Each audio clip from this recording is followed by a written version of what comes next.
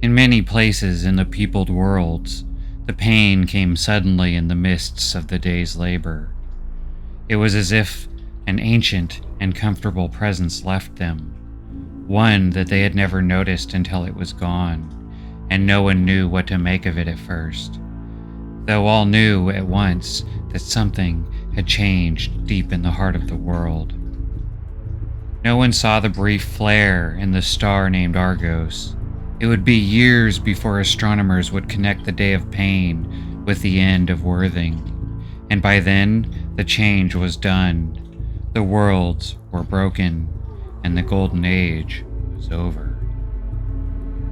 In Laird's village, the change came while they slept. That night, there were no shepherds in their dreams. Laird's little sister, Sala, woke screaming in terror that Grandma was dead. Grandma is dead. Laird sat up in his truckle bed, trying to dispel his own dreams, for in them he had seen his father carry Grandma to the grave. But that had been long ago, hadn't it? Father stumbled from the wooden bedstead where he and Mother slept. Not since Sala had been weaned had anyone cried out in the night. Was she hungry? Grandma died tonight. Like a fly in the fire, she died. Like a squirrel in the fox's teeth, thought Laird. Like a lizard in the cat's mouth, trembling. Of course she's dead, Father said, but not tonight. He took her in his vast blacksmith's arms and held her. Why do you weep now, when Grandma has been dead for such a long time? Basala wept on, as if the grief were great and new. Then Laird looked at Grandma's old bed. Father, he whispered again. Father. For there lay her corpse, still new, still stiffening, though Laird so clearly remembered her burial long ago.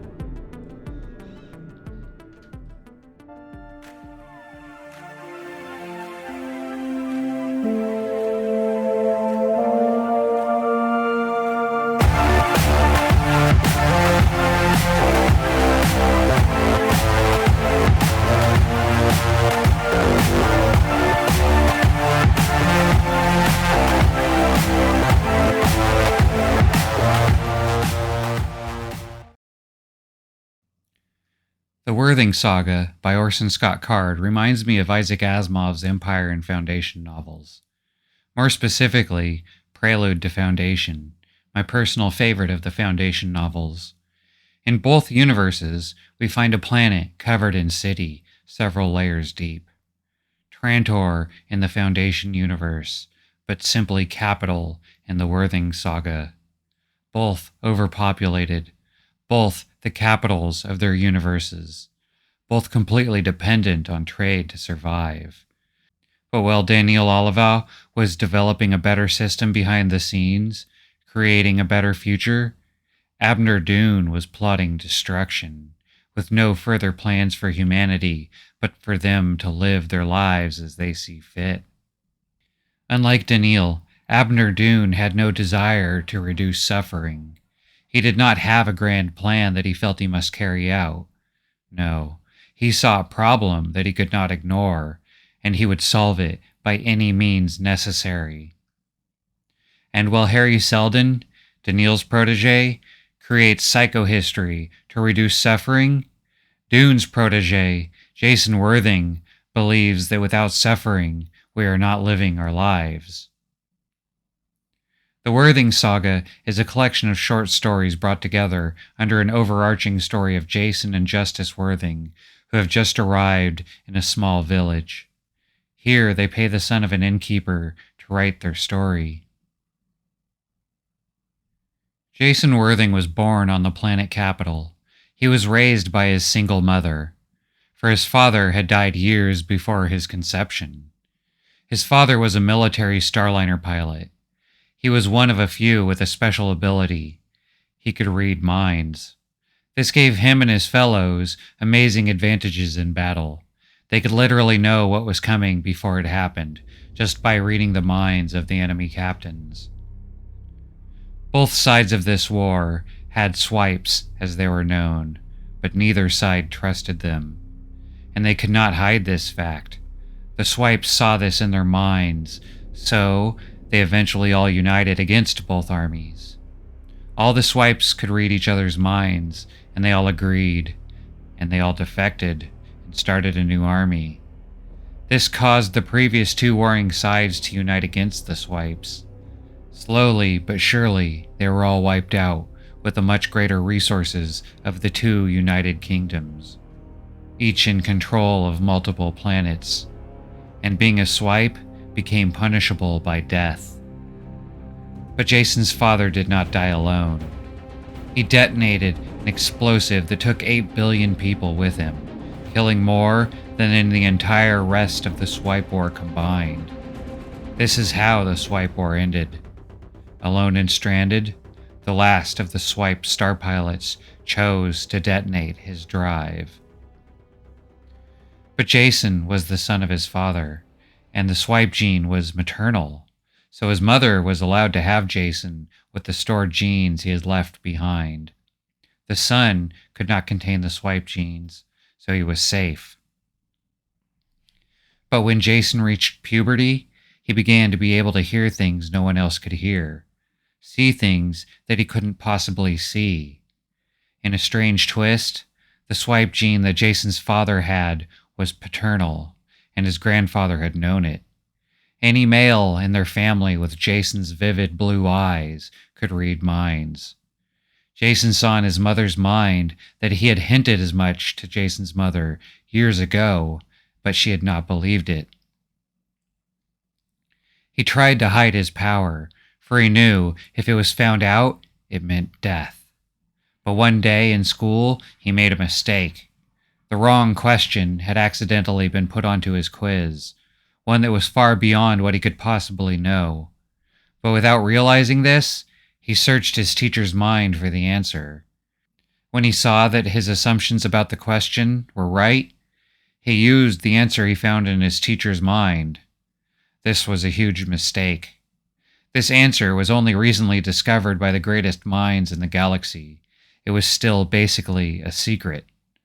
This exposed him for what he was, but it also caught the attention of Abner Dune, the man who secretly ran Capital and the rest of the universe, for that matter. Abner was a strange man. He believed pain could be beneficial. He believed that failure was a lesson worth having.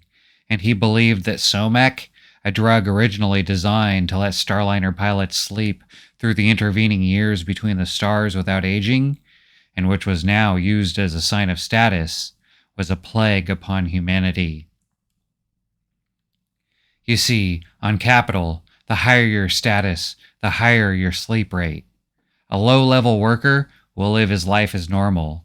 He will be born, grow up, and with any luck, die of old age about 80 to 100 years later.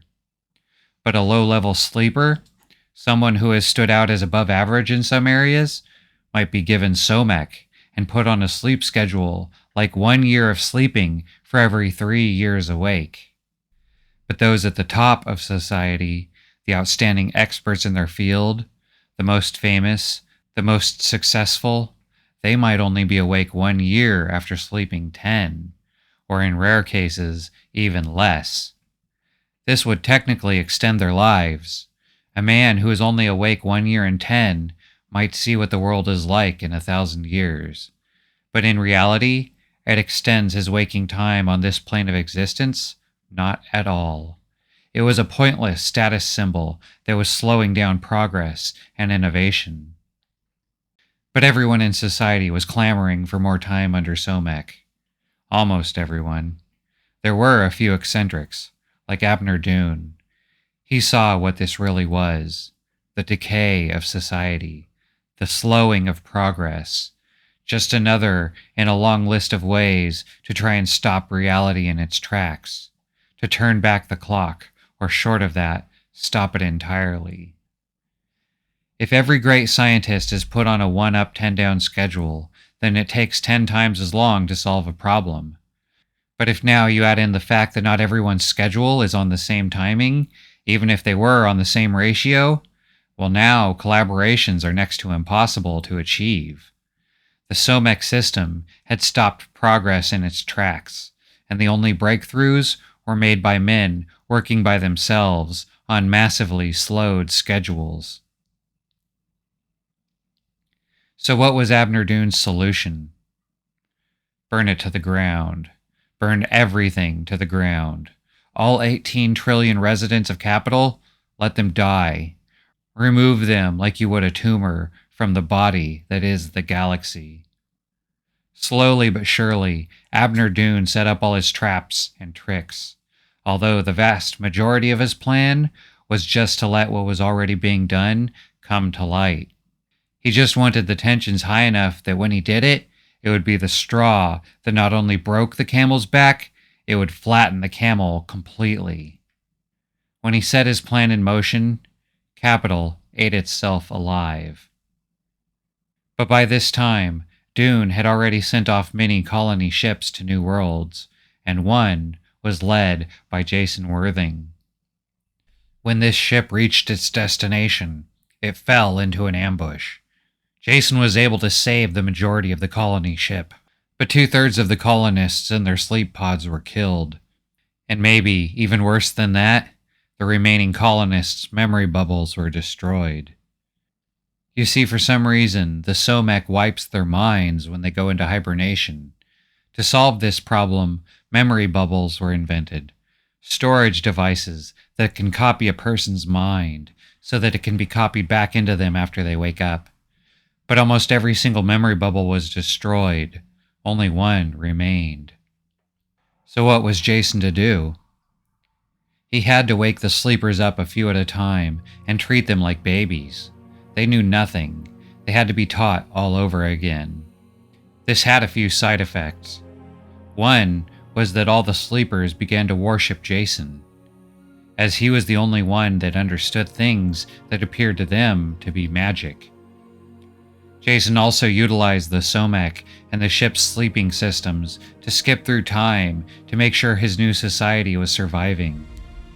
This only reinforced the religion growing around Jason. He would disappear for years on end and come back not looking any older. His society had many ups and downs throughout the years, but it kept growing, as did the religion of Jason. When the society was maturing, and the original 110 colonists had grown to over 3,000, he decided he was no longer needed and began his own project. The continuation of his swipe genes, of his bright blue eyes that seemed to be tied to the same gene or genes that caused Jason and his father and his grandfather to be able to read minds. Jason found a wife and started a farm. Together, they had several children, but after 10 years, Jason once again chose to leave. He loved his life with his family, but his true goal was in the future.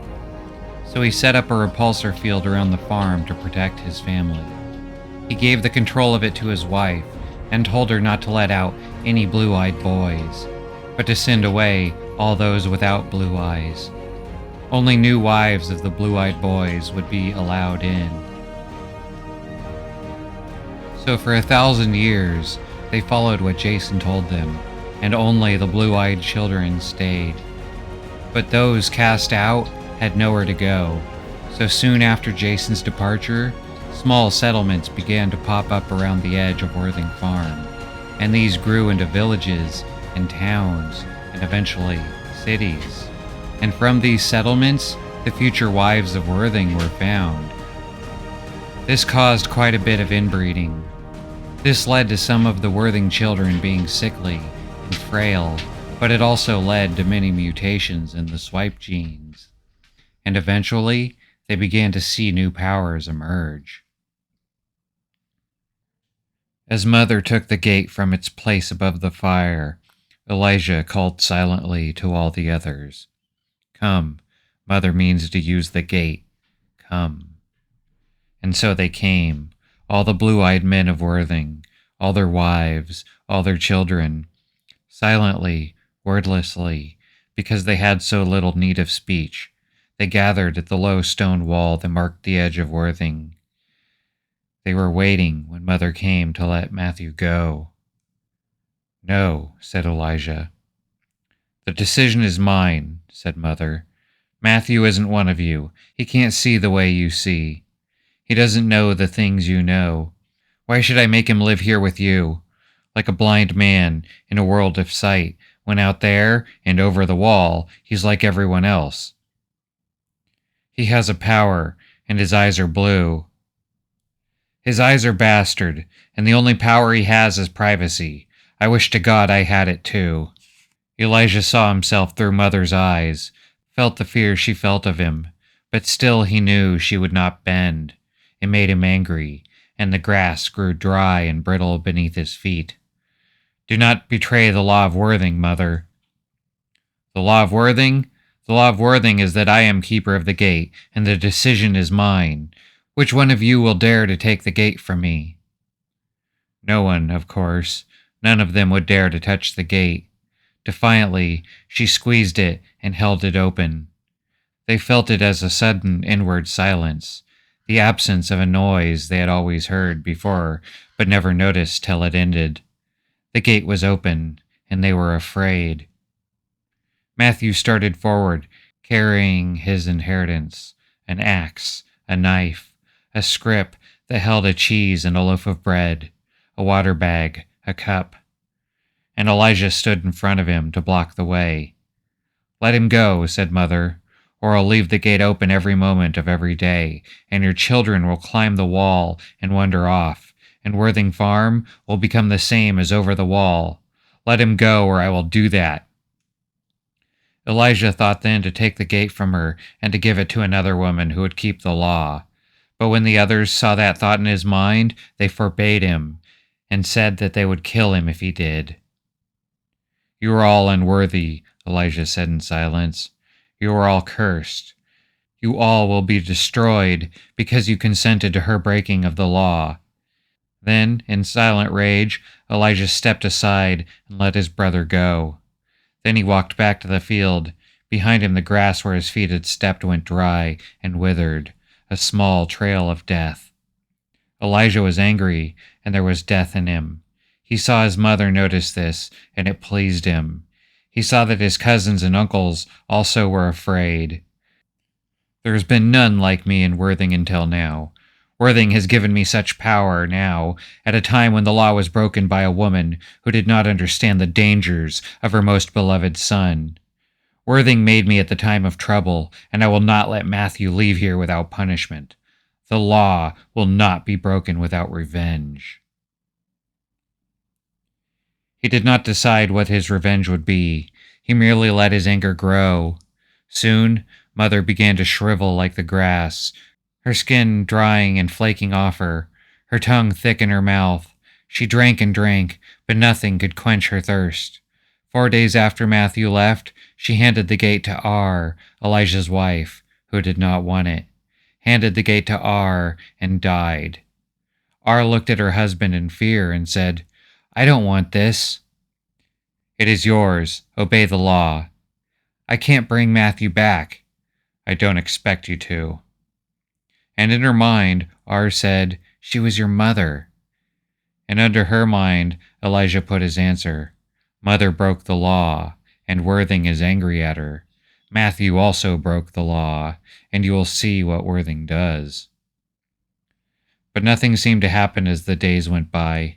Matthew did not go far. He walked among the people of over the wall, the cousins and sisters and aunts, with all their families, and the ones whose eyes were not the blue of Worthing, and he persuaded many of them to come away. Elijah could not know what Matthew planned, only what he told the others. He spoke of building a town where he would keep the inn, a place 10 miles to the west, where the north road crossed the river and travelers often passed. We will learn something of the world of men and women, he said. And of all blasphemies, this was the worst. As he laid the foundation of his inn, he named it Worthing. There is only one Worthing in the world, and that is Worthing Farm. It took 2 months before they realized how terrible Elijah's vengeance was going to be, for in those weeks no rain fell, and the sun beat down mercilessly every day. A stretch of pleasant weather became a dry spell, and a dry spell became a drought. No cloud came over the sky, and the heavy mustiness of the air was gone. The air was dry as desert. The people's lips chapped and split. The dry air hurt like a knife to breathe it. The river fell, and hidden sandbars became islands, and then peninsulas, and finally the river did not flow at all. The trees of the forest of waters went grayish-green.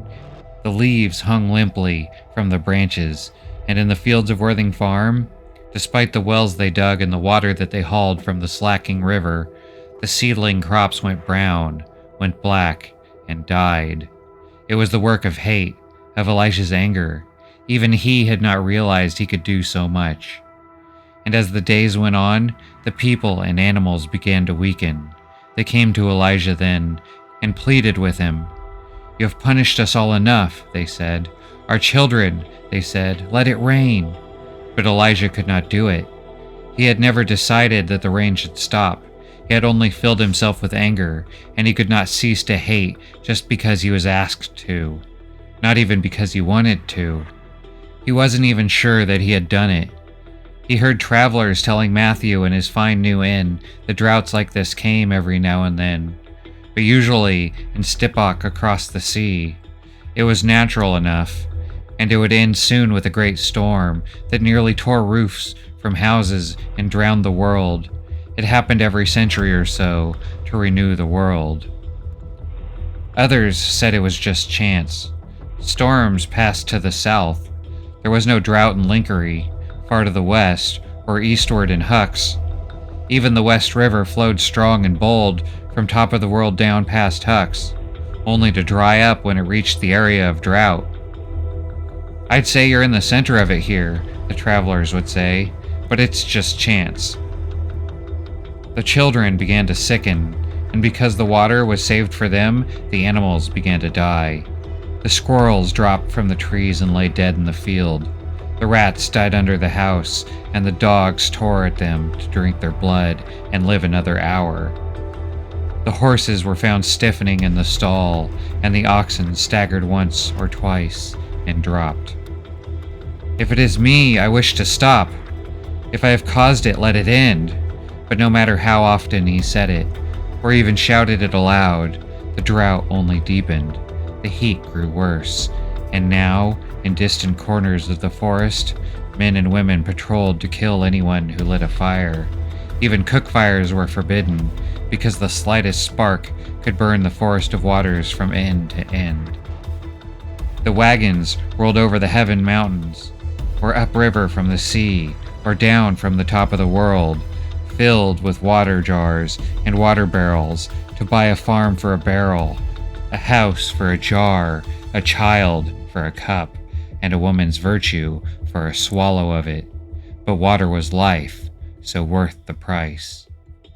The cousins and uncles came to R and said, "Use the gate and let us go. We must go where the water is being sold. Even if we must sell Worthing Farm, we'll do it to save our lives." But Elijah raged at them. What were their lives compared to Worthing Farm? And in return, they threatened him with death, until one of them said that whatever Elijah had done to the world, he must be left alive to undo it.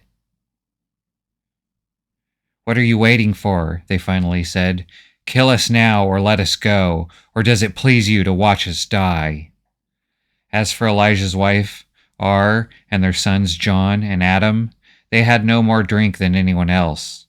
But it was as if they had sucked moisture from the air, or perhaps sank taproots deep into the earth, for their breath did not rattle in their throats, and their lips and noses did not bleed, and they did not scream for water in the night before they died. Even those who lived over the wall did not suffer so badly, for they could sell their souls for water and survive. Nothing, however, passed the wall of Worthing Farm. One day Elijah heard R planning to use the gate and let the water sellers in. But Elijah knew the hearts of all the cousins and uncles, and he knew that if the wall were opened, they would all leave, all do as Matthew had done, and Worthing Farm would die. It's dead anyway, they answered him. Look at the desolation. You have killed it. But he did not open the gate, and he could not wish away the drought. So on a day of maddening grief, those who survived began to carry all the corpses and lay them on the ground in front of Elijah's door. The babies and the children, the mothers and the wives, the old men and the young men, their parched corpses were a monument in the yard before Elijah's house. He heard them planning it and forbade them. He screamed at them, but they still went on. And finally, his rage at them was murder, and they died, adding their own fresh bodies to the pile they had made. And there were none left alive within the walls but Elijah's own family. In an agony of hatred, Elijah cursed them for having provoked him. I never wanted you to die. If you had stood beside me and kept my brother here. And as he railed at the dead, they began to smolder. They began to burn. Flames erupted from their abdomens. Their limbs were crisp as tinder, and the smoke leapt into the sky. When the flames were at their brightest, R ran from the house and flung the gate into the fire, where it exploded almost at once. The fire was so hot. And then she threw herself among the bodies of her friends and neighbors, whom her husband had made her kill. She blamed him for it with the passion in her heart, because he had not let her use the gate to set them free. It was only then, in utter anguish, that Elijah wept. Only then that he himself gave water to the world. And as he cried, while his sons watched the awful fire, there came a cloud in the west. So small at first that a man's hand held out from his body could cover it. But Matthew Worthing saw it from the tower of his inn, the tower he had built to rise above the treetops so he could see Worthing Farm. Matthew saw the cloud and shouted to the people of his new village, "Look, water!" And their hope for rain came into Elijah's mind like an earthquake, and he gasped with the power of it. And he too longed for water with all their longing, and his own besides, and with all the force of his anger and his guilt and his grief at what he had done. All that together in him called for rain. The cloud grew, and the wind came up, and the brittle branches of the trees began to shatter in the wind. Thunder pealed out, and lightning raced across the blackening sky, and the rain began to fall like seas upon the forest. The rivers filled almost at once. The ground was torn and stripped. The trees caught fire from the lightning, but the rain soon put the fires out. Then, through the eyes of the villagers, Elijah saw the one fire he was glad of.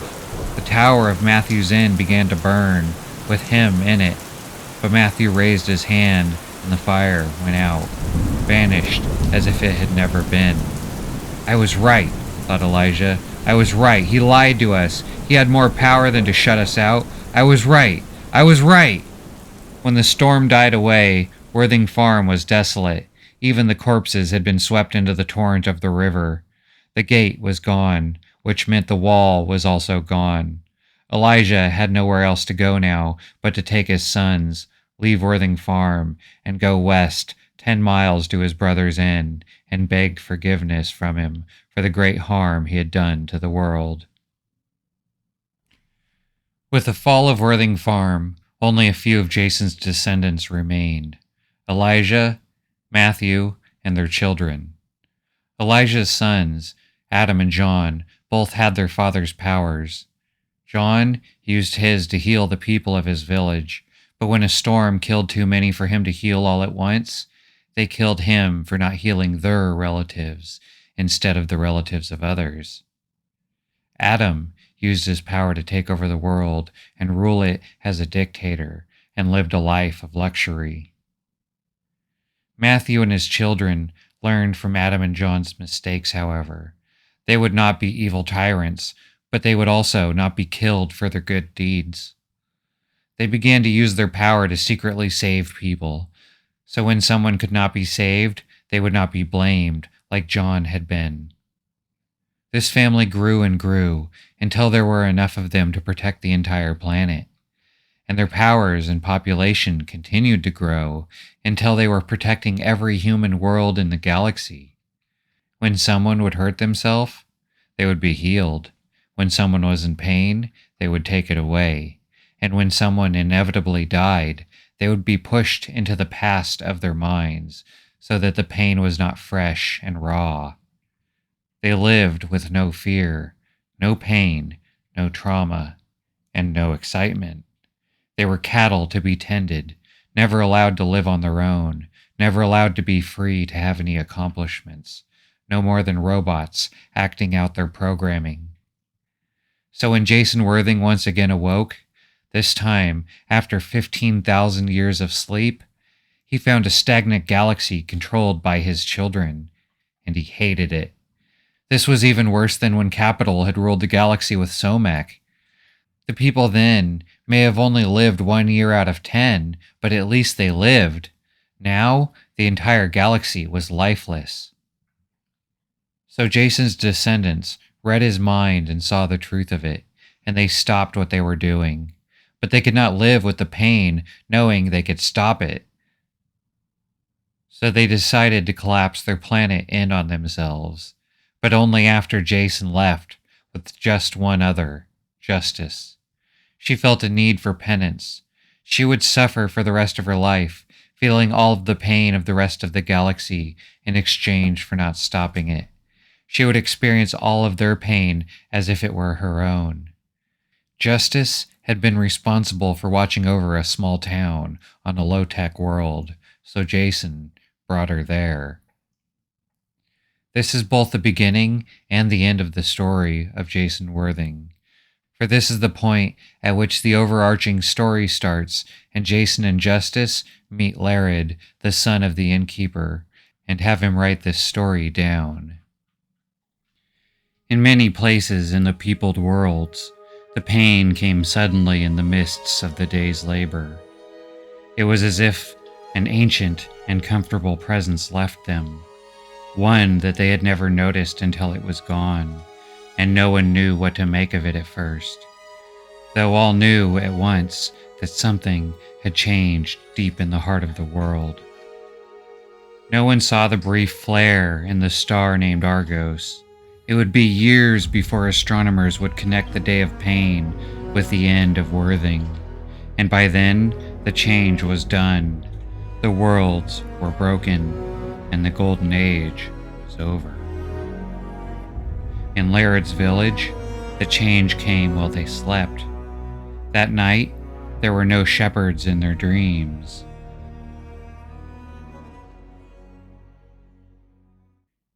Okay, just a quick channel update. If you're wondering why I missed the last few weeks, it's because a lot of random things have happened to me all at once. First off, I was already getting further and further behind as I was learning After Effects and spending more time on each video. I was trying to keep a few weeks ahead, but I was slowly uploading closer and closer to the deadline each week. And honestly, I was already on track to miss a week. But then my car broke down. I had to replace the CV axles, and while I was there, I replaced the brakes and rotors too. Then a few days later, I go out to start my car and nothing happens. Nothing at all. I check the battery and it's fine, so that means my starter died. So I bought a new starter and replaced that. Now my car's working again, but my bearded dragon got sick. I took her to the vet and it didn't look good. She got put on a few medications, and she started having weekly vet visits, but she wouldn't eat and she just kept getting weaker. I knew what was coming, so I wanted to spend more time with her. I never thought I would care this much for a lizard, but I did have her for years. Anyway, as you might guess, I really wasn't in the mood for making videos as I watched her deteriorate, and I had already missed 2 weeks at that point. And to top it all off, the county's been on my dad for his property. He lives on what was my grandparents' property originally, so there's 2 generations of stuff on it. 3 if you count the fact my uncle and his kids lived with my grandpa for a while before he passed away. And now the county suddenly wants everything cleared off of it. So I've been helping him with that for a while now. I think we have most of it cleared up, but I thought that before and then we kept uncovering more.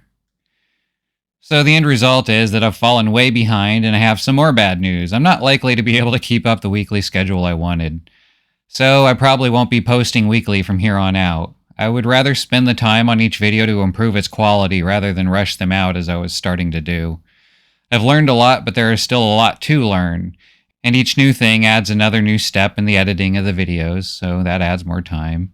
So there's just no way I can put out quality videos every week working alone in my free time as I do.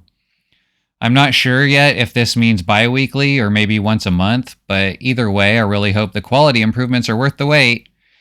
And thank you for your patience with me. And if you're still here, I'm really amazed. Thank you for supporting my channel. It really means a lot to me that together we are building this community of sci-fi lovers.